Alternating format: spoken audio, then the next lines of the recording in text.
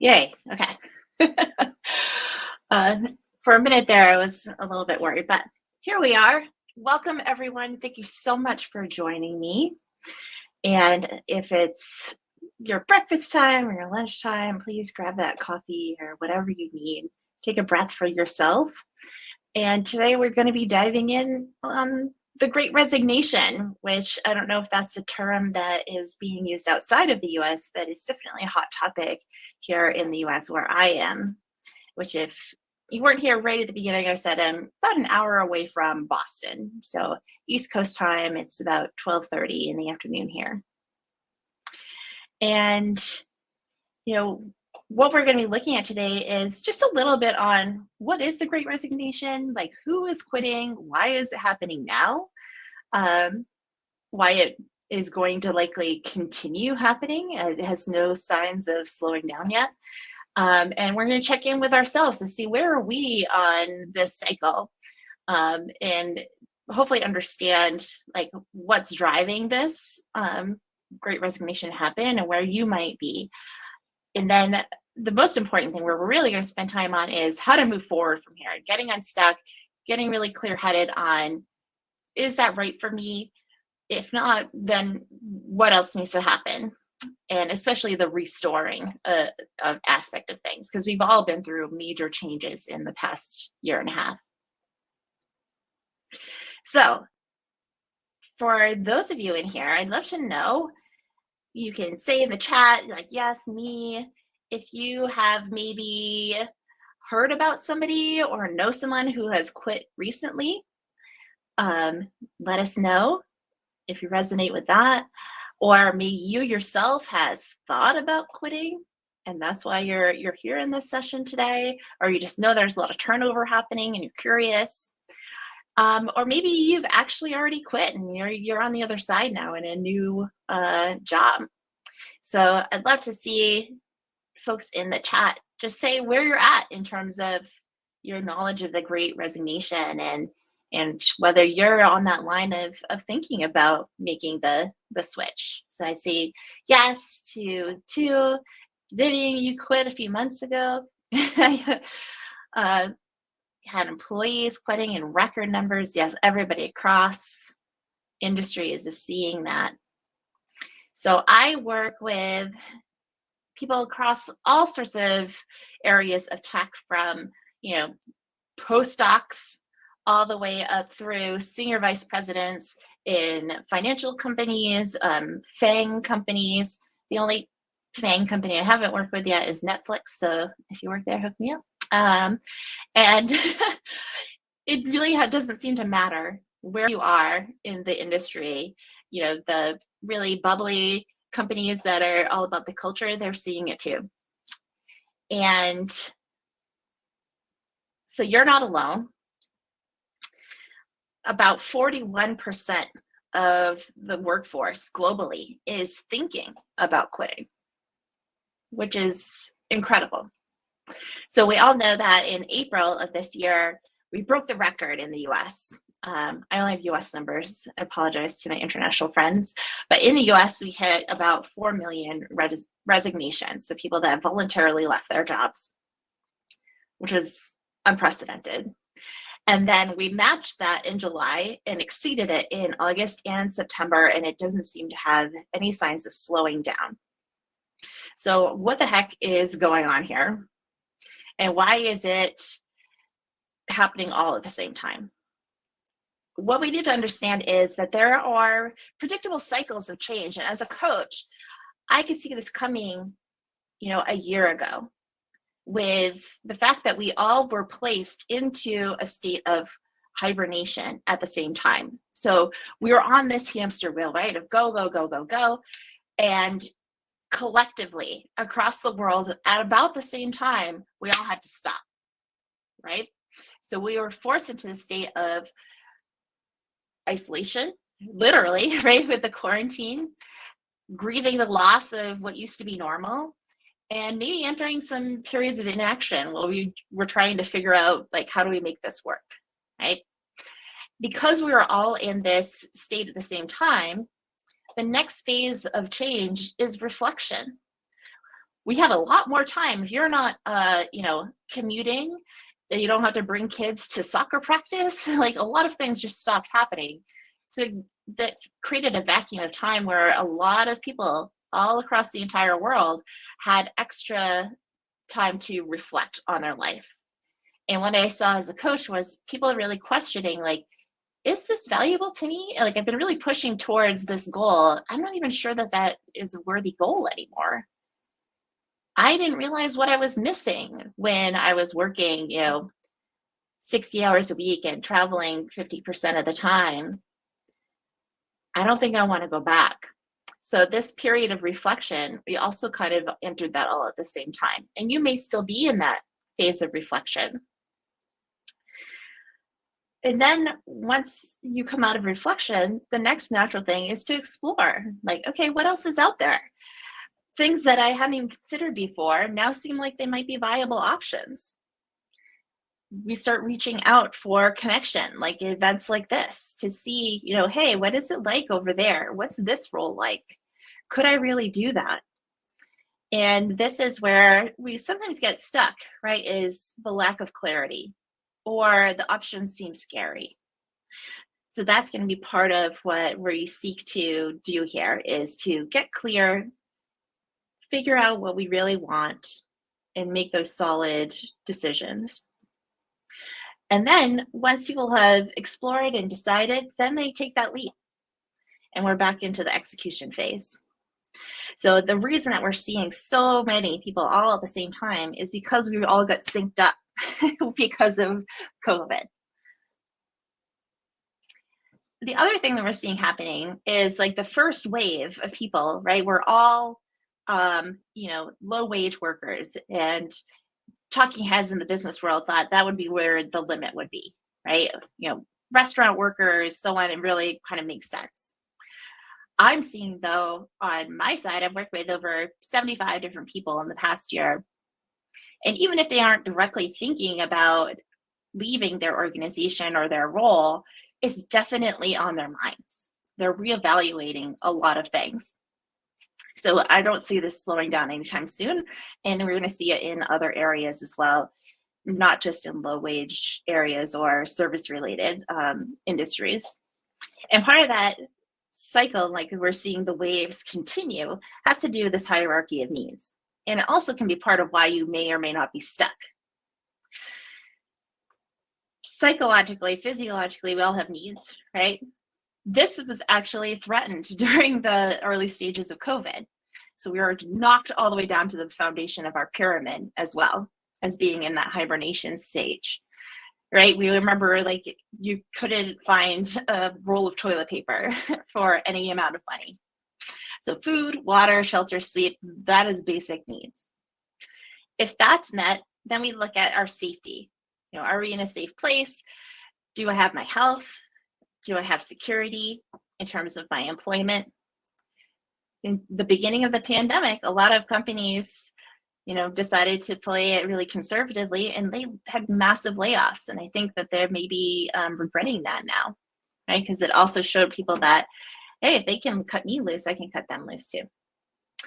If you think about the first industries that really saw this trend of resignation or just not returning to work, think about what it's like to work in a restaurant, right? So your health is not being prioritized there because we're still in a pandemic. I know we have vaccines now, but you can still get infected. And if you're in a place where it's more likely and you're not getting paid enough for like the hazard pay, why would you go back? So that's why we saw that happen faster. Now we're looking at the other things where people really had a chance to have a timeout and reflect. Do I feel like I belong on my team is a question that I hear a lot. And we were all threatened here because we weren't seeing people in person, right? We were lacking that connection during quarantine. And maybe you're still lacking that connection depending on where you live and what the regulations are there, or just your own personal comfort level. I know that I still feel kind of leery about the idea of just having some friends over at my house. It seems weird.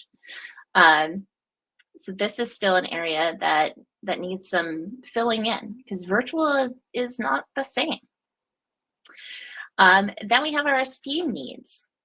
This is an area that I also see as a coach, is people coming in and realizing like, hey, I'm providing this value, but I am not being valued by my team or by my boss or by the company. So evaluating, like, am I getting that sense of worth?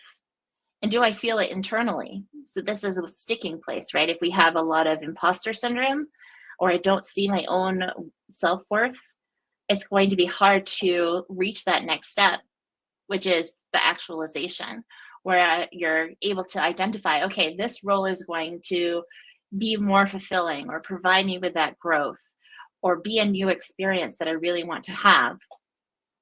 A lot of times we're trying to think of those things and we don't understand, like, why is this vision not coming together? I can't get clear on what I really want.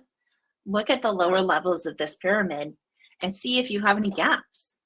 If you have gaps in the lower areas, it's going to be really hard to come up with a vision for the future. So just check in right now and see, like, for yourself, where do you think you are in that cycle of change right now? You know, we all had that hibernation period. Are you in reflection? Are you exploring? Are you already like jumping ahead and ready to lead? And if you're looking at your foundation, you know, in that hierarchy of needs, do you notice anything that's missing? Maybe social stuff really just dropped off the radar and you haven't found a way to fill it back in yet. Tend to those needs first. And I'd love to hear from folks in the chat, like, you know, where do you think you are in this cycle or on that pyramid of building towards your actualization and in your vision? Knowing where you are and that it's a normal cycle and you have needs that are just human needs can be really helpful at unlocking that path forward and getting unstuck.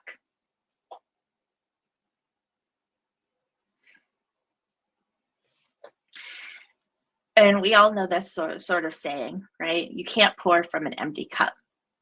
If you're depleted, and so many of us got fully depleted during the past 18 months, just general stress, right?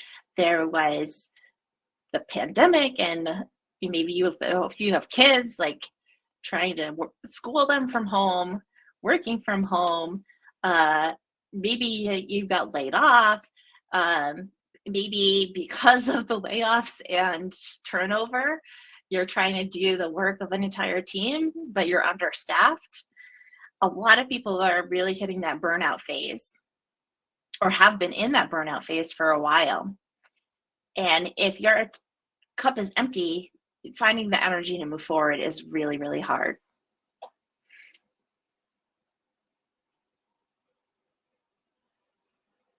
Yeah, stagnation, lack of connections, so important to build those in, find a way to make them happen, surround yourself with that support system. The way we move forward from here is by finding ways to fill our cup. And so since it's women who code, with like a computer metaphor, right? Reset, refresh, restore. So when we're coming to that reset, right? Maybe you're in the evaluation or reflection phase. Question everything. Take a look at all of the stuff on your plate. And I really recommend like putting it on paper, or if you're more of a digital person, put it in like a document. All of the things that are on your list of to-dos, all of your obligations, all of your calendar events, meetings, pick each one up and look at it objectively. Is this really a priority? Pre-pandemic, we had a lot of things that we thought we had to do, right? And then all of a sudden we were in lockdown and we realized that we didn't have to do them. We don't have to commute every day. We don't have to, sit in an office with that guy who's really annoying. Whatever those things are, there were a lot of things that no longer have to do's. So evaluate the other stuff in your life. Do you really have to do those things? What's the worst that would happen if you didn't? Are you ready to let go of that? If you never had to do that thing again, how would you feel? What are the things you want to do that you haven't found room for? Really getting concrete on what the priorities are is essential. Take a full inventory. And then start practicing setting boundaries and learning to say no to things that don't matter so that you can say yes to the things that do matter. There's a practice that I really recommend looking into. There's a whole book on it, but the framework is pretty simple. And that's the positive no. So if you're not familiar, there's a book by William Ury that's called The Power of a Positive No. And the framework is 3 steps. It's an enthusiastic yes to your priorities.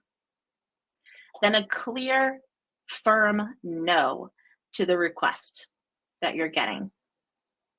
Not, I don't think I can do that because I've got another thing going on. That's a question, not a statement. No, I'm not able to do that. And then the yes, that is a question, is an offer. Something that preserves the relationship that falls within your boundaries. For example, my priority this week is family time, and we have a family dinner that is really important to me. So I'm not going to be able to attend that 7 p.m. meeting. But I'm happy to put together, some slides and an outline for sharing between now and 5 o'clock. So it's something that you're willing to do this within your boundaries, preserves your priorities, but shows that your relationship with the person who's making a request is still important to you. This sounds really hard if you've never done it before. The funny thing about it is the more you do it, the easier it gets. So just start practicing. Choose something that seems not super hard to say no to. Maybe it wouldn't be that hard for you to actually do it, but just a little bit annoying. And practice. Give it a try. See what happens. You will get really good at saying no to things. And this is how you kind of buy back your sanity, one piece at a time. Then we can start to refresh. So we're filling up the tank. Making space, right? Clearing out, being clear on what our priorities are. What do you want to keep? What do you want to add? What do you need to get rid of? Saying no and setting those boundaries. Then we can start filling the tank back up, right? Mindfulness is really crucial. And there's so many different ways to be mindful. It doesn't need to be Headspace or any other app. It can be little micro meditations. Mindfulness is just a brain exercise where you build a self-command muscle to stop the swirl that's happening in your head and put your focus on what you're choosing to focus on. And that could be anything. You have a nice piece of art in your office that you like to gaze at. That can be your focus point. It doesn't have to be the breath. Another one that works for a lot of people is texture. So like rubbing your fingertips against each other and just trying to notice all of the textures of your hand and fingers. It's pulling your attention by choice. And the whole point is to notice that you've gotten distracted from that attention and pull it back. So it's not about perfection. If you're doing it and you don't have any trouble concentrating on that one thing for any period of time, great. But that's like, if you could run a mile and you're only walking around the block, it's not going to be that hard. But if you're new to it or you're working on it, like 99.99% of us are, every time you notice that you're distracted and you bring it back to what you're choosing, that's like doing a bicep curl. Okay, so if you think about, we're training our brain. When you notice that you've spun off and like the chatter of your voices telling you about your to-dos or who do you think you are, or any of those self-criticisms come in, notice and bring it back to that focal point. That's all it is. Another way to build mindfulness is savoring. Some people have like vision boards, whether they're digital or physical, or thinking back on, something that you really enjoy doing, or just being present with what you're doing right now that is enjoyable. Like a conversation with a friend or reading a book. Those things help to refill that cup so much, and they cost nothing. Movement is important. We've been cooped up for a long time. If you were running 5 miles before and you've been not doing anything for a year and a half, don't try to go out and run 5 miles. Get outside and walk for 5 minutes. Whatever you can do consistently is what you want to be aiming for. It's just a refresh. We're trying to reset, our whole body and mind and spirit. I have this quote from Pema Chodron, who is a Buddhist nun. And she said, we don't sit in meditation to become good meditators. That's not the purpose. We're trying to reach enlightenment. We sit there in meditation so that we're more awake in our lives. So if you want to get clear on what you want, you need to be able to quiet down your mind so you can really listen to like your intuition first.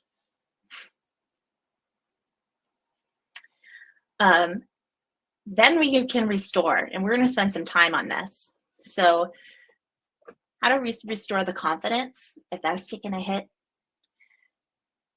Restore a sense of vision to reaching up to that upper level of the pyramid, and then make it really clear so we know that we're making a good choice and not just running from the thing that we don't like just to end up in the same place again. So confidence-wise, an exercise that I always recommend is to reach out to 3 friends, colleagues, people really appreciate you and what you bring to the table and have your back, and ask them, what am I really good at, but don't recognize it as a gift? It's a super vulnerable question, which is why you want to choose people you trust. What comes out of that is always surprising. We can tend to be blind to our own strengths because we think it's easy for me, so it must be easy for everyone else. And that is not true. Your friends, that colleague that you've worked with for years, your mentor, they know the things that are really easy for you, but are not easy for everyone else. Then look at your life story. Look backwards to build your future, right? So take your age, divide it by 4, make chapters. I'll choose 40 because the math is easier, right? So if you're 40, like age 0 to 10, and then 11 to 20, so each decade of your life. And for each chapter, just reflect on, what were the formative experiences that you had, good or bad? Everything that happens and shapes who we are. So what are the things that have shaped who you are right now? What are the gifts that you had during that chapter of your life that shape those goals and your purpose?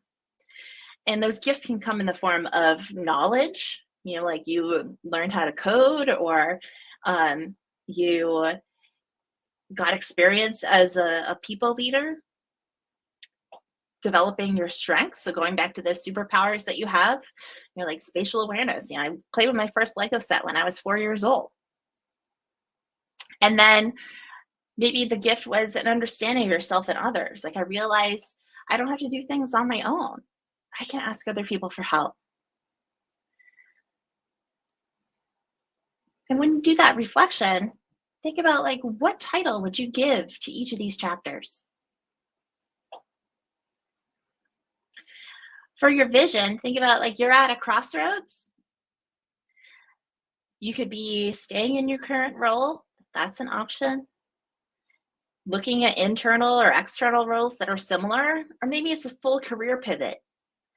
imagine you're standing at each of those crossroads and think about, like, if you follow path A, where am I going to be 6 months from now, a year from now, 3 years from now? How does it feel to be on that path? Oh, I feel really excited. I would learn so much, or I would dread getting up every day. Check in with that emotion in that vision. And then for clarity, look at your values. VIAcharacter.org is a free survey. It's based on psychology, and it will show you, your top values. It could be creativity or a sense of beauty in the world, leadership, making decisions, problem solving. And then for each of those options that you're looking at, on a scale from 0 to 10, how well does that align with your values? A lot of times when somebody's burned out, it's because something changed and the work that you're doing is no longer aligned with the core motivational values that you have.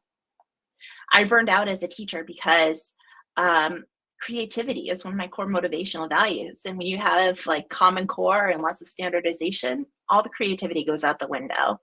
So there was nothing that I could have done. I don't have the power to change like the policies on a national level, and it was never going to align again with my creativity. So those are things that can be really eye-opening. Make your own career wheel. So what are the aspects that matter the most to you in your career? Is it your growth? Maybe it's the people you collaborate with. You want to be cross-functional. You want to be a people leader or have a great leader. You want to see the work you do make an impact. You want to have some autonomy. So you don't want to have micromanaging. You want to be able to make decisions. Whatever those aspects are, on a scale, again, from 0 to 10, looking at your different options, how well does each match those aspects? So you're creating like a rubric for yourself when it comes to evaluating your options. And just as an example, this is from my coach training program, IPAC. This is their career wheel. Whatever the things are for you that are important, tracking them and using them as an evaluation tool is super, super helpful. And to wrap up, I'll just say, if you want to change, whether it's your career or your life or the world, you start by changing yourself, like Gandhi said. Thank you so, so much. Please reach out anytime. I know some people are asking about the slides. I think they're recording it. Naomi can let people know if they missed something and they want to come back, how they would be able to do that. Yeah, thank you so much for sharing today. We've got some really great feedback in the chat, and we've got folks really, sharing their stories. So thank you. In terms of the slides, I see Jody is here, but I think my understanding is that in the next couple of weeks, things will be available for replay here in Hopin. And then after that time period, things will be available on YouTube from our Women Who Code channel. So you should be able to access it in those ways. We do still have some time. If anyone wants to ask questions, or if there's anything you want to respond to that's in the chat, we do have time for that. Great.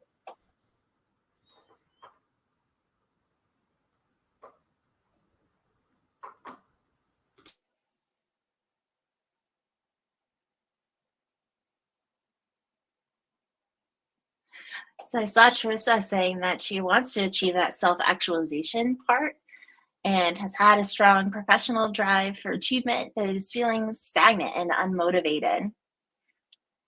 Look at those core values. So that VIA character survey is free to take. It can be really illuminating to see what those motivational values are. And even if you're not able to think of a way to make them happen in your current role, often you can look at, okay, where else can I meet that need? for example, with the creativity as one of my core motivational values. Thanks, Naomi.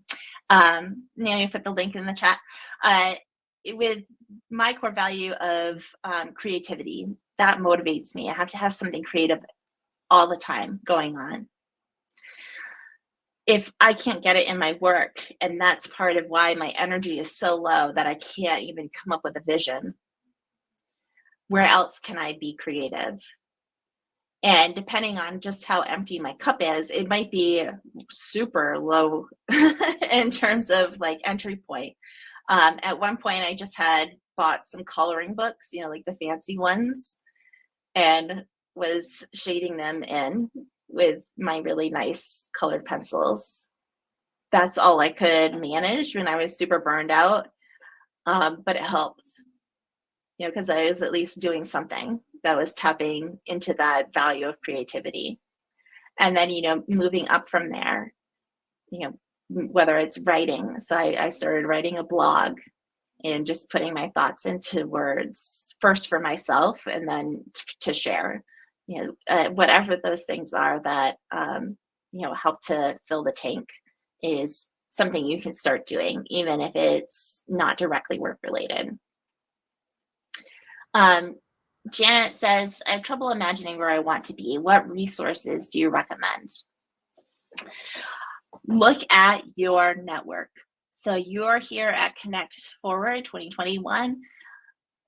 Who out there seems to be loving their work? Reach out to them. If you saw a speaker in an area of tech that you thought was really interesting and they seem to really like what they're doing, reach out to them.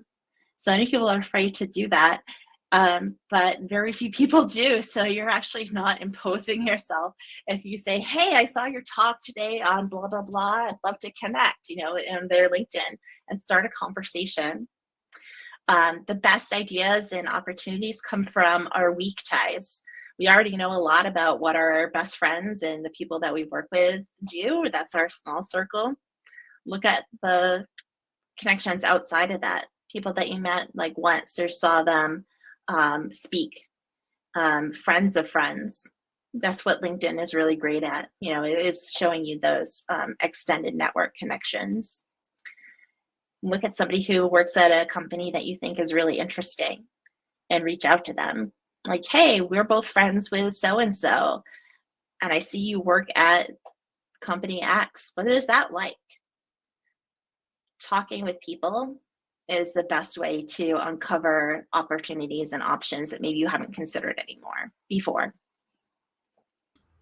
Yeah, and just to expand on that with our great tools here on Hopin, one of the reasons we chose the Hopin platform combined with our code of conduct is to really create safe spaces so that folks can meet.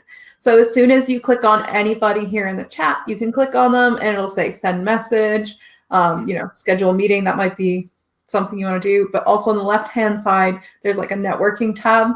And what will happen is you'll be dropped into like a video session one-to-one with one of the community members or participants here at the conference. And you get, I think, 3 minutes that you can talk. And then it closes and you go on your way. So there's tons of ways to connect over the next few hours here at Connect. Yeah, I just anyways, I'll let you continue from here. Yeah, that's awesome. So take advantage of that as much as you can. Lunch Club is another place where you can just like pop conversations with people that are outside of your regular circle of knowledge and reference. So there's definitely options out there. And I see Isabel's asking, early in career, idea of navigation development is a little bit overwhelming. Considering a career coach, wondering what advice you have for finding someone. Set up consultation calls with multiple people. Check out their sites or their bios on LinkedIn. See who resonates with you. Talk to friends, maybe who are a little bit further along in their career. Have they worked with a coach that they really liked working with? Or maybe they had like an experience that, I tried this person, but it didn't work for me for these reasons. Again, like learning from the experience of others is a good shortcut. But it's all about having a relationship with somebody that you feel comfortable with in terms of talking about what is really going on. What's the barrier really? If you can't get there with a person, then they're not the right person.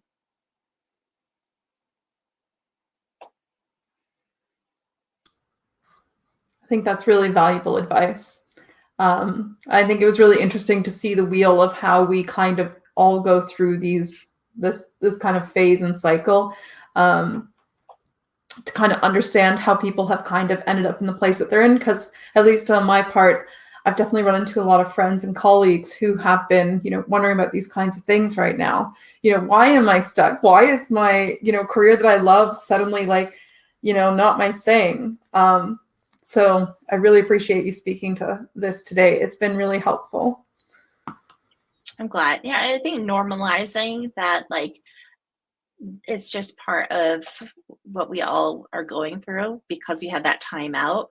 It's super natural to just, start thinking about things in a different way, or realize, I don't want to go back into an office, or man, if I have to sit on a train again, that is not going to be something that I'm going to be okay doing.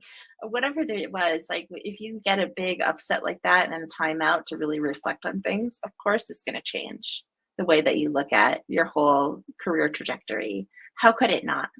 Right? That is an interesting question. Is there anything else anyone wanted to kind of bring forward in the chat or the Q&A for Devon while we still have our amazing speaker here?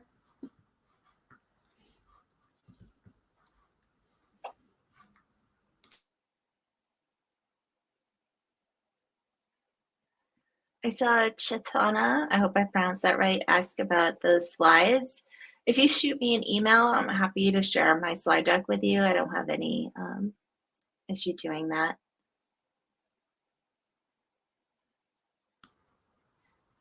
Well, thank you, Devon. Jody, one of our organizers, is saying that she really enjoyed this talk. Other folks are just sending in thanks. So we really appreciate you sharing your time and your energy here today. I myself have found it super helpful. And yeah, folks are going wild in the chat. So thank you again. Okay. Thank you. Yeah, Lunch Club AI is the site, and it's a great org. Alrighty, enjoy. Please connect, with me, with others. Do your networking. It's so important. We're all missing that social connection. Take advantage of this opportunity here with Women Who Code. Thanks, everyone. Thanks.